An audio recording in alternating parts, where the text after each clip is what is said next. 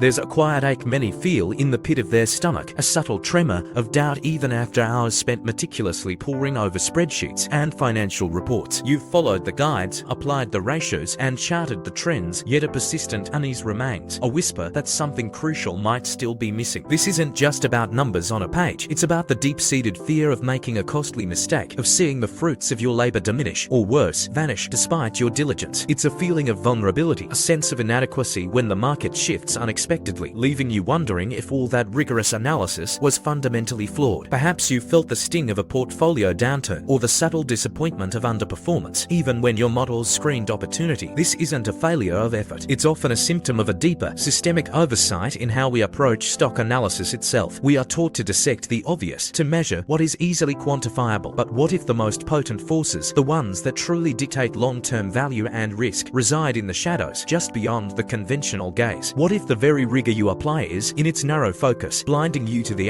one factor that changes everything? Today, we journey beyond the headlines, beyond the readily available data points that so often lull us into a false sense of security. We're not here to offer quick fixes or superficial reassurances. Instead, we're going to gently peel back the layers of conventional wisdom, to uncover the hidden truths behind wealth accumulation, and to confront the uncomfortable reality that much of what passes for sophisticated analysis is, in fact, built upon an incomplete foundation. Our guide on this path will be the enduring wisdom of Benjamin Graham, the father of value investing. Graham, with his profound understanding of human nature and market irrationality, taught us a lesson that resonates with a quiet power: the paramount importance of the margin of safety. It's a concept often cited, yet rarely truly understood or deeply integrated into analytical practice. Many diligently apply standard models, calculating intrinsic values with precision, only to find themselves still vulnerable to market downturns and underperformance. This happens when our focus remains narrowly on superficial metrics, overlooking the systemic risks that erode this very margin. We'll explore how a true margin of safety isn't just a buffer in valuation. It's a philosophical stance, a protective embrace for your capital against the unpredictable tides of the market and the inherent flaws in human judgment. It's about understanding the why behind every decision, not just the what or how. This perspective will empower you to challenge the consensus, to find your edge, and to build a resilience that transcends mere numerical analysis. Are you ready to look past the obvious, to embrace a deeper form of understanding that can transform your investment journey? That quiet ache we spoke of, that unsettling whisper of doubt, often stems from the very tools we trust most, our valuation models. We pour ours into intricate discounted cash flow models, believing their complexity yields precision, a definitive intrinsic value. Yet, this meticulous effort can become a sophisticated form of self-deception, a trap of overconfidence bias. We feed numbers, tweak assumptions, and out emerges a seemingly precise figure. This aha moment, this surge of conviction, can be profoundly misleading, obscuring the inherent uncertainty in every future projection. A DCF model, despite its elegant mathematics, is exquisitely sensitive to assumptions, often arbitrary or overly optimistic. A minor shift in a growth rate or discount factor can wildly swing the intrinsic value, revealing it as a house of cards. The counterintuitive truth is that a highly detailed model can offer more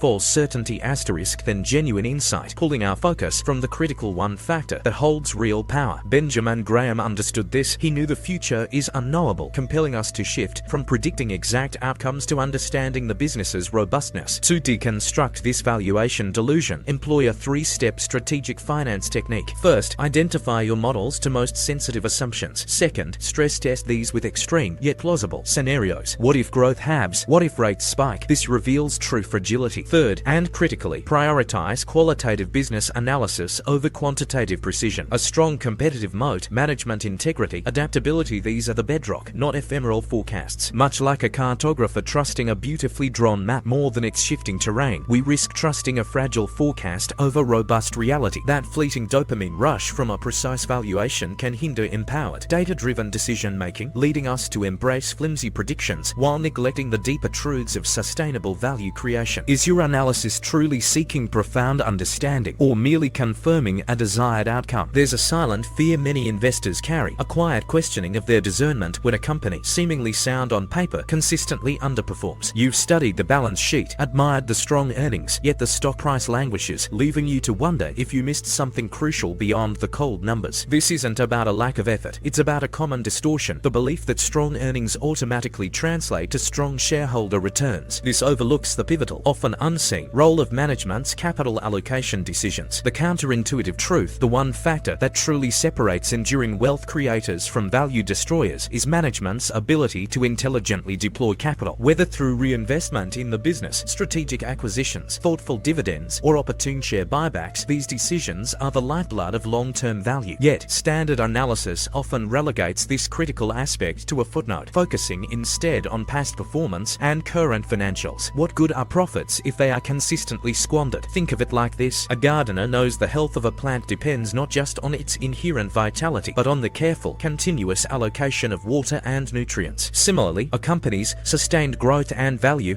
are a direct reflection of how management nurtures its capital. This is why we need a forensic capital allocation analysis. It's a practical framework for dissecting historical cash flow statements and annual reports, looking beyond the headlines to assess the efficacy, consistency, and shareholder centricity of past capital decisions. This reveals management's true strategic intelligence, their capital allocation DNA. Are they empire builders or value compounders? George Soros's reflexivity theory offers a profound parallel. It teaches us that market perceptions and participants' actions create a feedback loop. Applied here, management's perception and action regarding capital allocation aren't just passive responses to market conditions. They actively shape outcomes. Their decisions create a cycle that either compounds or erodes value. Understanding this critical dynamic, this unseen power beyond the balance sheet, is paramount. It's about recognizing that the why behind every decision, the underlying philosophy of capital deployment, is far more telling than any single financial metric. Are you truly seeing the full picture, or are you still just skimming the surface? There's a philosophical wound many investors experience when seemingly invincible companies falter, shattering the belief in a fundamentally fair market. This erosion of trust often stems from a common distortion, the idea that an economic moat is a permanent, static barrier. We're taught to identify these moats: brand strength, network effects, cost advantages, and then, perhaps, we grow complacent, believing these fortresses will stand forever. But what if competitive advantage is not a static fortress, but a dynamic battlefield? The counterintuitive truth is that a company's competitive advantage is not a fixed asset. It's a relentless, dynamic process of innovation, adaptation, and defense against constant disruption. To view it otherwise makes our analysis fundamentally flawed. The world shifts beneath our feet. Technology evolves. Regulations change. Consumer tastes morph. A moat that seemed impenetrable yesterday can be breached by a clever startup or a new paradigm tomorrow. Think of a master chess player. They understand that the strength of a position isn't just in its current setup, but in its adaptability to future moves, to the opponent's relentless pressure. Similarly, true security in investing comes from understanding the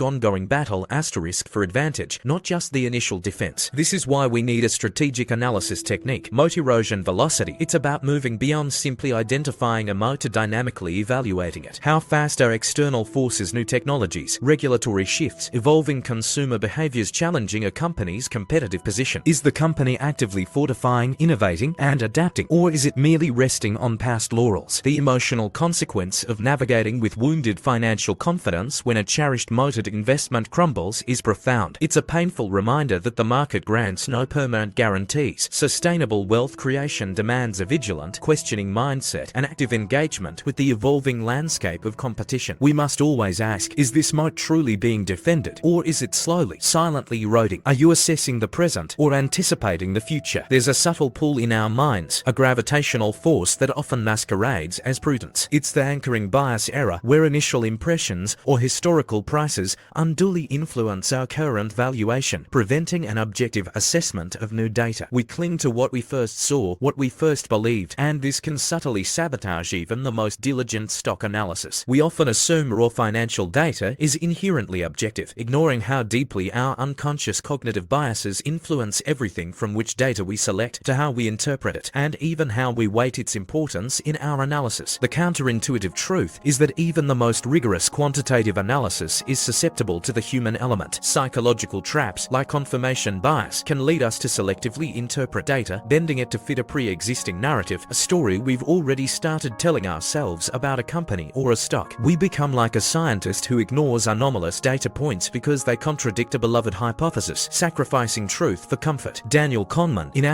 Thinking, Fast and Slow illuminated how our brains operate with two systems: System 1, fast and intuitive, and System 2, slow and analytical. Much of our financial analysis, though seemingly System 2, is constantly influenced by System 1's shortcuts and biases. To heal this, we can implement a pre-mortem exercise for every major investment decision. Before committing, imagine the investment has failed spectacularly a year from now. Then, work backward. What overlooked flaws in your objective analysis could have caused this failure? This consciously engages System 2, forcing you to challenge your own framework. There's a mild stress, a release of cortisol, that comes from truly challenging our beliefs, from questioning our own analytical framework. This discomfort can lead us to cling to flawed conclusions, simply because it's easier than confronting potential error. But true empowered, data-driven decision-making demands this discomfort. It demands a willingness to dismantle our own assumptions, to seek truth even when it contradicts our initial hopes or painstaking calculations. Are you truly open to what the data reveals, or are you subtly guiding it towards what you wish to see? We often feel overwhelmed, adrift in a sea of conflicting market narratives, expert opinions, and a relentless torrent of financial news. This information overload, without a clear synthesis, can lead to analysis paralysis, leaving us uncertain how to discern truth from noise. There's a common distortion here, the belief that mainstream financial news and analyst reports provide unbiased, actionable insights. In reality, they are often influenced by trends, incentives, and the powerful current of groupthink. The counterintuitive truth, the one factor that truly matters, is that the most widely accepted market narratives can actively obscure the underlying value dynamics. These stories, compelling as they may be, often serve to distract from reality, creating fertile ground for contrarian, data-driven investors. While others follow the herd, swept up in the latest trend, true mastery lies in discerning the signal from the noise, in seeing beyond the captivating story to the unvarnished facts. Think of a seasoned sailor. They ignore the frantic cries from other ships caught in a squall, instead trusting their own navigation by the stars and tides, their own deep understanding of the sea. This independent spirit is what society often distorts, portraying the independent, data-driven investor as someone who follows the herd when the opposite is true. To cut through this narrative fallacy, employ a three-step critical thinking technique. First, identify the prevailing market narrative. What story is everyone telling about a particular stock, sector, or the economy? Second, map its underlying assumptions. What fundamental beliefs must be true for this narrative to hold? Third, actively seek out disconfirming evidence and alternative data points to expose its fragility or bias. This isn't about being contrarian for its own sake, but about rigorous intellectual honesty. It's about peeling back the layers of popular opinion to reveal the genuine underlying mechanisms of the market. Are you allowing the stories to guide your decisions, or are you truly navigating by the stars of data and logic? We have journeyed through the subtle deceptions that often cloud our vision, from the fragile precision of valuation models to the static illusion of economic moats and the hidden biases within our own minds. The quiet ache of inadequacy, the fear of costly mistakes, often stems not from a lack of effort, but from a narrowness of focus. Today, we understand that the one factor often overlooked, the true differentiator in stock analysis, is not a single metric or a secret formula. It is the dynamic interplay of several profound truths. It is the discerning eye that recognizes management's capital allocation DNA, understanding how capital breathes life into or drains vitality from a business. It is the wisdom to see competitive advantage not as a static fortress, but as a constantly contested, evolving battlefield. And crucially, it is the unyielding behavioral discipline to confront our own cognitive biases and disentangle genuine investment reality from the seductive narratives of the market. Enhanced financial literacy means challenging conventional wisdom, looking beyond superficial numbers, and understanding the psychological undercurrents that sway us all. This deeper sight, this inner compass, empowers you to build sustainable wealth not by chasing ephemeral trends, but by anchoring yourself to fundamental principles. It calls you to adopt a truly informed, data-driven decision-making process that integrates rigorous fundamental analysis with a critical awareness of behavioral traps and strategic capital deployment. As Warren Buffett wisely noted, risk comes from not knowing what you're doing. By deconstructing flawed analysis and focusing on the true drivers of value, you build the confidence to navigate the market independently and sustainably. Take a moment now and reflect on an investment decision you've made, or one you are contemplating. Breathe deeply and imagine you are holding it in your hands, not as a collection of numbers, but as a living entity. Can you feel the heartbeat of its capital allocation decisions? Can you sense the winds of change eroding or strengthening its moat? Can you hear the whispers of your own biases or the loud narratives of the market? The path to unflawed investment decisions is not about eliminating uncertainty, but about embracing a profound, data-driven truth. It is about seeing with clarity, not just with sight. What hidden truth about your own investment approach will you uncover next?